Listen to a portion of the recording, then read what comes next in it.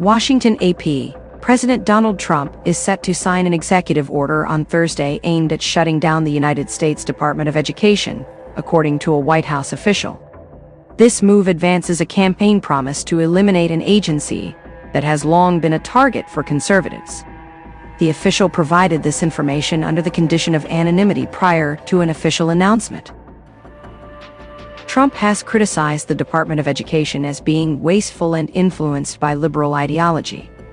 However, completely dismantling it would likely require an act of Congress, which established the department in 1979.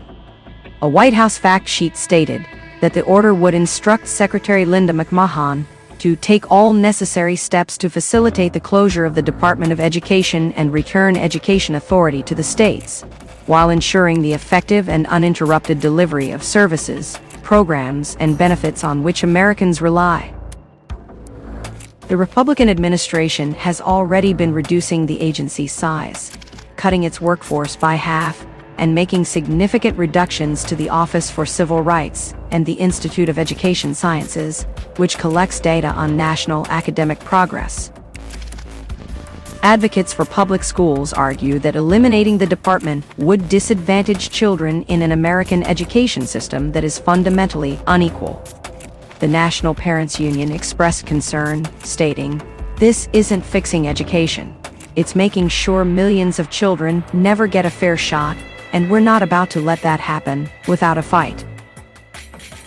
The White House has not detailed which department functions could be transferred to other departments or eliminated entirely.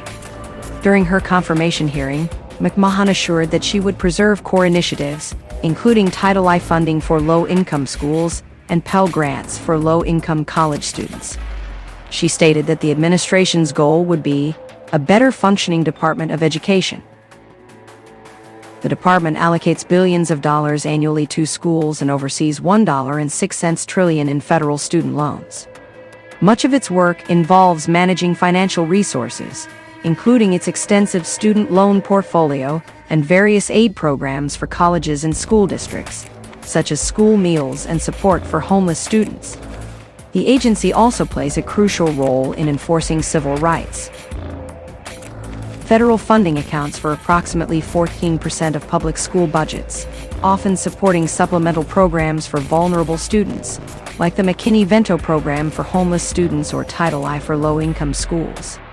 Colleges and universities rely more heavily on federal funding through research grants and financial aid that helps students pay tuition. Republicans have advocated for closing the Education Department for decades, arguing it wastes taxpayer money and involves the federal government in decisions that should be made by states and schools.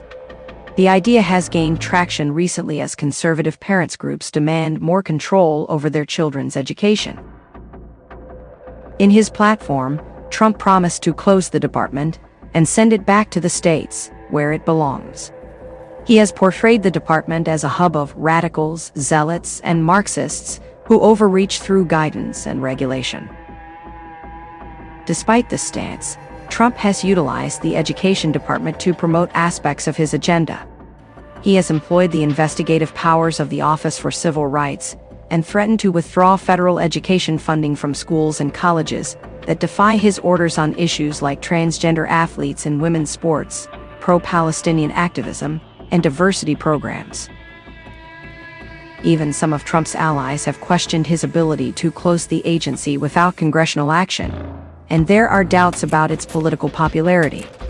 The House considered an amendment to close the agency in 2023, but 60 Republicans joined Democrats in opposing it.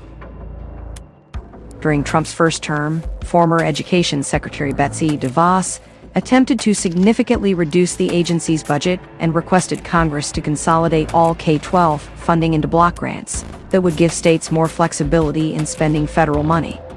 This proposal was rejected, facing opposition from some Republicans.